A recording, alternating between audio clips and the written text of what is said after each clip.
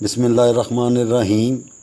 ہم سب ایک دوسرے پر جادو کیوں کرواتے ہیں اور اس کے نتائج کیا نکلتے ہیں؟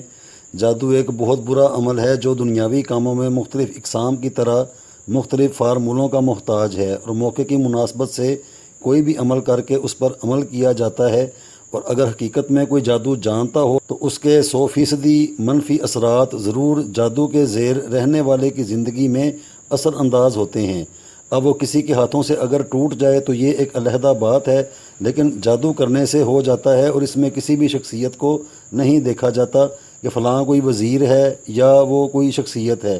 تو اس پر جادو نہیں ہوگا، بلکہ جادو کرنے کے لیے انسان ہونا بہت ضروری ہے، اور عہدے دنیاوی زندگی میں بنتے ہیں۔ پہلے ہر کوئی ذی روح انسان ہی ہے، اس لیے دنیا میں کئی افراد اپنے مفاد کے پیچھے ایسے کئی قسم کے جادو کرواتے ہیں جس سے انہیں فائدہ پہنچے یا کوئی کسی کو اپنے حق میں مغلوب کرنا چاہے۔ اس کی میری اپنی آنکھوں دیکھی کئی مثالیں ہیں۔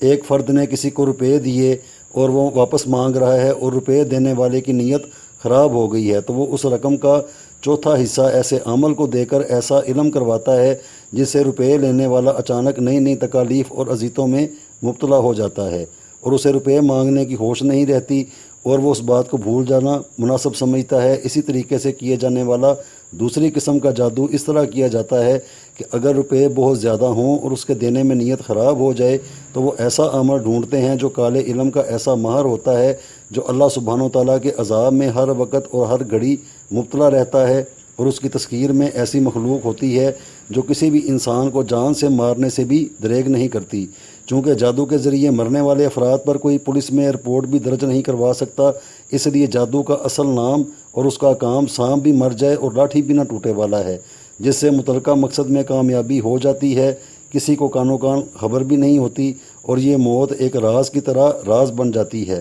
اور سوائے پچھتاوے کے کچھ ہاتھ نہیں آتا۔ لیکن اس قسم کے جادو ہزاروں میں نہیں بلکہ لاکھوں روپے خرچ کر کے ہوا کرتے ہیں، اور جو ایسے عملیات کرتے ہیں وہ کبھی بھی آبادی میں رہائش پذیر نہیں ہوں گے، کیونکہ ان کے ماتحت جو مخلوق کام کرتی ہے وہ آبادی سے بھاگتی اور ایسی جگہ پر رہنا چاہتی ہے جو بالکل سنسان اور بیابان جگہ ہو۔